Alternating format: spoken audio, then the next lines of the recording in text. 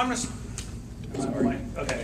I'm going to start off with, at the last two town hall sessions, yesterday at Lindale and this morning in Kingsville, you were talking about limiting immigration of people to the age of 45, which strikes at me personally because my wife was born in Russia. She's been here for 15 years now, went to high school in Southern California, went to college in Mississippi and grad school in Maryland.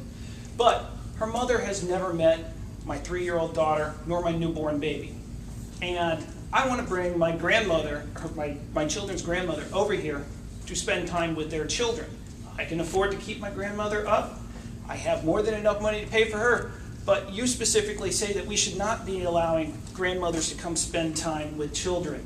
So, I think you're mischaracterizing what I said. The context of the conversation was we were talking about immigration reform, and one of the concerns that I have is we're allowing a lot of people to come into this country that are older folks that take advantage of our social programs, while as this country was typically born on younger, hardworking immigrants who come in and do some work. This was primarily to address the anchor baby.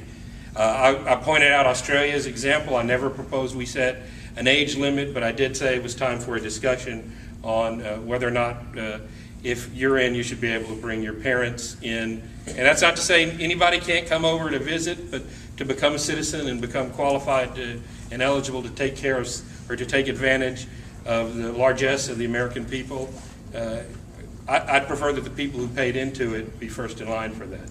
And I was using Australia as an example. Whether we choose to do that or not is up for discussion. It's certainly no proposal I've put down in writing or in legislation. It was just a thought exercise. And I'm sorry if you misunderstood.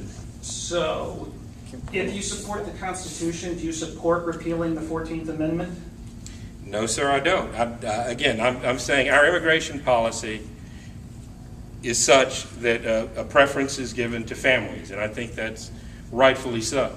But I think we should focus on the preference going to kids and not the children of immigrants and not the grandparents of immigrants.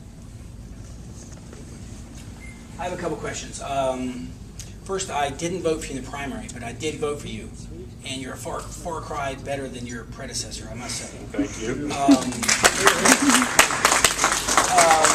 I want to know if you would support or even help author a bill to eliminate baseline budgeting. Yes. Okay. I want to know what exact cuts there are in this last bill. I mean, real cuts over the next few years. And you can answer. I have another question you can answer. I'm 47 years old. I've been paying into Social Security 31 years. In 18 years, I'll be 65. It looks like it may not be there. It'd be nice if I could opt out and start putting that same money into something that we have confidence will be there. I'm curious what your thoughts on Social Security are. Well, all right. So let's do them first off. The cuts. Yeah. A lot of the cuts are, and this is one of the problems with the bill. A lot of the cuts are in the out years. You've got to remember we've already cut close to $100 billion this year from previous years already in the continuing resolution. So we're continuing to cut there. I don't have my sheet with me with the exact numbers, but it's around and I don't want to give you the wrong numbers, especially with everybody videotaping me. Yeah. I mean, it just seems such a paltry number when we're talking and about. Listen, it is small. I can tell you we don't have the courage to cut enough yet, which is why we need the balanced budget amendment. And again, I don't think we're done here. As we're going through the appropriations process, folks like me who I literally held my nose when I voted. I mean, it was kind of I handed my papers to somebody. Said, "Here, I got to hold my nose while I vote for this." But it was what I thought was best for the country. But as we go through the appropriations process, we're going to look at everything, and I think we're going to bring that number down. One of the big arguments that everybody got into early on with the first Boehner bill was why did the numbers not come up? It was because the original Boehner bill was based on January numbers and projections out forward. When we use the actual numbers from March, we'd cut more money than we thought, which is why the math didn't add up. So I think you've got you've got a culture of cutting. We just got to get that culture of cutting a little bit deeper. And I'm sorry, what was the second? And the Social Security issue. I've told my kids not to count on Yeah. Social Security. It's not. What about all the money I put into it? I mean, who do I see about getting that back? Yeah, I hate to compare the federal government to Bernie Madoff. Yeah, but well, I've heard the comparison on. I'm sure you guys too. That this is the U.S. government is running the largest Ponzi scheme in the history of the world. yeah. And we've got to address it. We have it. Medicare is a much more urgent issue than Social Security. Medicare runs out of money in like a 10-year time frame. We've got a longer time frame on Social Security, so we're putting out the fires first. I think the discussion on Social Security will open up, but you've got to remember that Social Security was not designed to be people's only retirement. It was designed to be a safety net at a time a lot of people have lost all of their savings, and it's morphed into, well, this is going to be my retirement. If you're counting on just that, you're not going to live the kind of lifestyle you want in your retirement, and it's a system that the math doesn't work on the way it's currently constituted. Okay. Thank you for your time. Thanks. Thank you for coming and speaking to us. You were talking a little while ago about what would happen if you ran out of cash, and you said that, well, you'd start cutting back pretty fast. Well, I can certainly appreciate that. In fact, I think I could go out and get a second job. And therefore, speaking of jobs, we need more of them. No question. If we had more of them, there would be more money coming into the coffers to take care of some of these emergency situations. It is vital.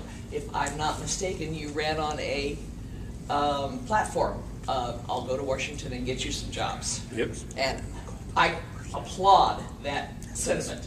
But it seems to me that, Congress has been fooling around with lots of issues, mostly very intrusive ones into the family that they swear up and down that they want out of the family.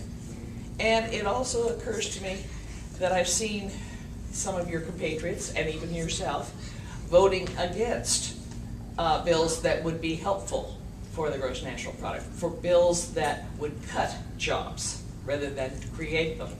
Can we get this turned around in Washington? Does this seem logical to you? I think pretty much every vote that I've made has been a pro-job vote. And one of the things that I hear from folks is, where's the jobs bill? Well, what do you define as a jobs bill? You've got to figure the federal government employs about 2.2 million people. We can't afford to put a lot more people on the payroll. Unlike Texas, who could afford to hire 500,000 more people. I was amazed at that one too, yeah. And so you realize that jobs exist in the private sector, and you've got to encourage the private sector Yes. To grow the jobs. And how do you do that? I think you do that by getting the government out of the way of industry and opening new plants and starting new businesses. We've got tax law that's so complicated right now that if you can hire a team of lawyers like General Electric, you can pay no taxes. If you decide to do them yourself with TurboTax, you do okay, but you don't do nearly as good as the guys with teams of lawyers. Talked to the Army Corps of Engineers a while back, asked them how long it took to get a building project permitted. Oh, they said about 6 years. I talked to a chemical plant over by Ingleside that's thinking about expanding. It's between here up by Houston or China. China they can get done in 6 months. They're saying 4 to 5 years to get done anywhere in the United States, and more expensive. We need to model the federal government out of Texas, like Texas, where your regulatory agents want to work with you. They want to protect the environment, they want to protect the air, they want to protect the water, but they want to do it in concert with you. We want to come up with the win-win solution rather than, that's not right, here's a shutdown order, come back to us with something else. Let's sit down at the table. I can appreciate that, and I certainly agree with you that small business is the only place we have to go